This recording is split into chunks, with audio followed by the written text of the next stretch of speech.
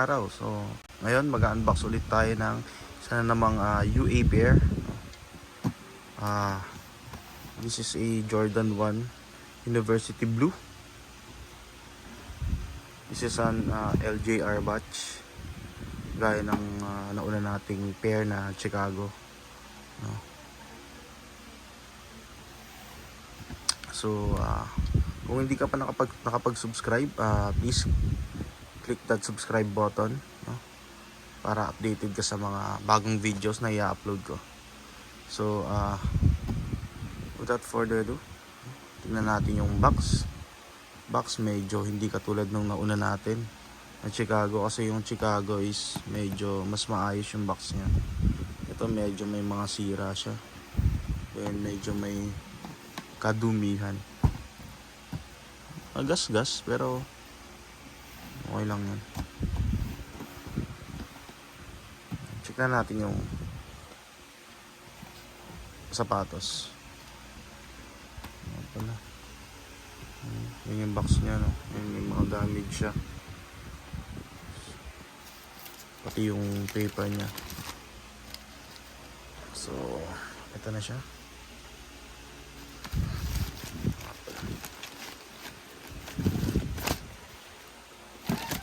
Ulitin ko lang po, this is not a legit pair, no?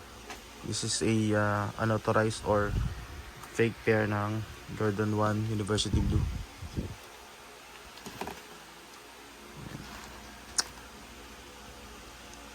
Kaya ko ito kinuha kasi tumbled yung leather niya, no? Makikita nyo sa screen yan.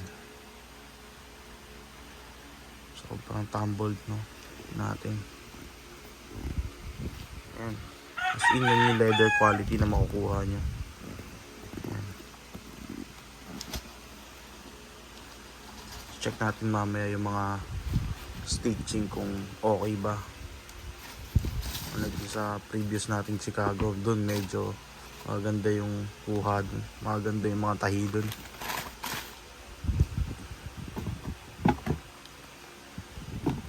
So okay. Ayan. Okay, focus lang natin sa toe box, no? Maganda yung toe box niya, medyo manipis siya. Ayan. Judge nyo na lang kung bibili kayo ng retail nito sa mga resellers, no? Mga around 20 to 30,000 yata ang bentahan nito ngayon. Ayan yung Jordan Wing logo. Wala nga pala akong ginamit na ilaw dito, no? Natural room light lang yung gamit natin dito. Kaya kung ano yung makikita nyong, yan na yun. Lambot na leather niya. Ayan. Ayan. Ito minsan yung mga flaws ng mga ibang Jordan, yung stitch na yan, medyo yung iba dikit masyado dito.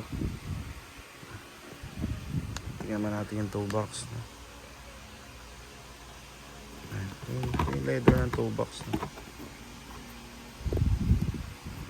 Lambot. At yung suede nya, syempre life pa. Ayan. Sa likod. Ayan. Ito ba? Ano? Yan ang suede nyan. Then yung hourglass, no? Actually parang sobrang suede nga nito kumpara dun sa ano, sa clay green ko, sa baba medyo hindi. Meron din.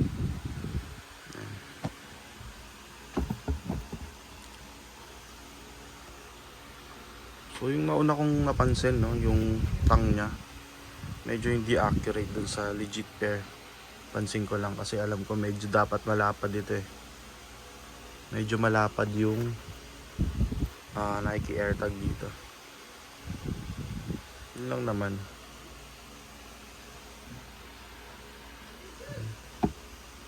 natin yung kabilang pair. Malagot siya. Maganda yung leather niya dito. Ito. Tumbled din. Suede. Check natin yung mga yan. Lahat dyan. Titignan natin yan. Ito yung toe box. Gawin natin itong ito. Yung shoe tree niya. Ordinary lang din.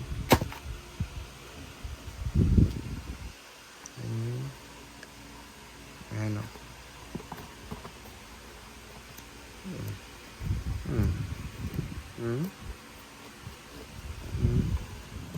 Malambot. Yan. Gusto natin yan. Ayan. Yan po yung makukuha yung quality pag bumili kayo ng UA.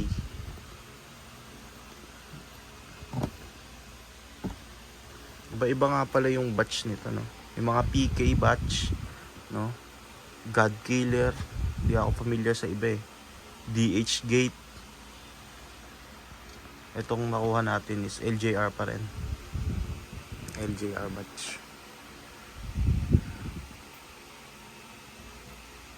Tignan mo natin yung insole. Na extra lace nga pala to. Hindi ko rin alam kung accurate yung kulay ng lace na to. Sa legit, no? Comment nyo na lang kung meron kayo. So, ito yung insole. And then the tag. Size tag.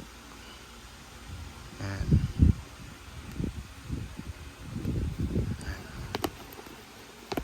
So, tignan na rin natin ilalim. Sa akin kasi hindi ko na iniisip to eh. Kasi nasa ilalim naman eh. Yan nga pala yung insole niya.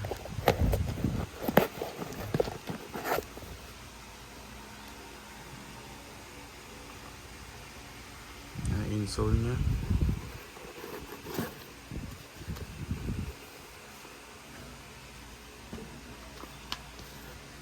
Talaga may cameraman ako eh. Anyway.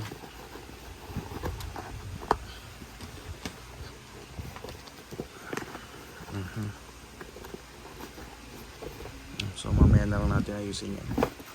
Ay sa kabilang pair. Yan, shoe tree.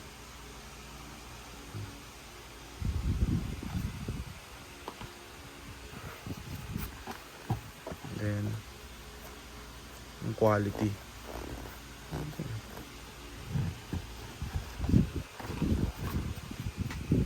Ba't nyo maring i-check, lalo na dito makikita mo yung mga parang hibla-hibla nya.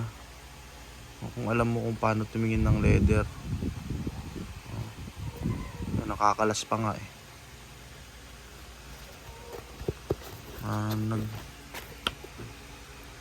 Ayan. I'm sure meron ka namang belt na leather sa inyo. Alam mo naman kung ano yung synthetic leather sa genuine leather, di ba?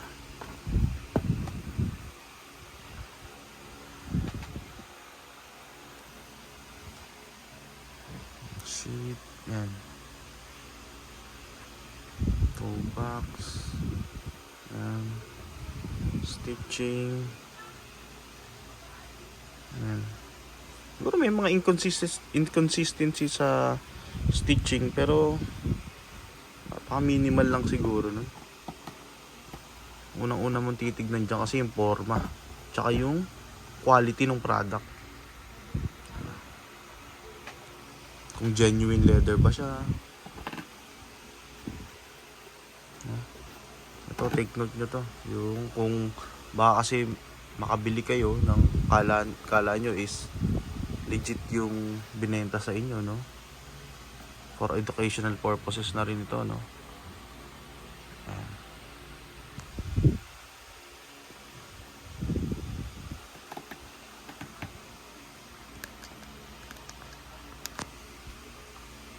Ayan. Ito ba? Outsole, syempre. Natin. po, gayang-gaya naman. Gayang-gaya naman. May pagkakaiba siguro konti lang.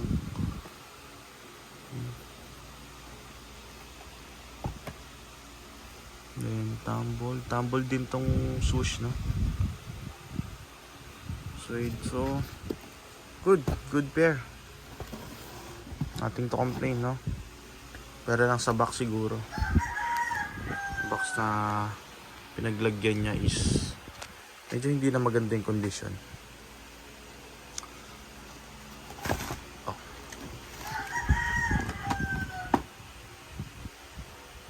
So ayun, verdict, pwede na siya sa presyo. Nga pala, around 5,000 to 6,000 nagre-range yung mga ganitong presyo dito sa Pinas, no?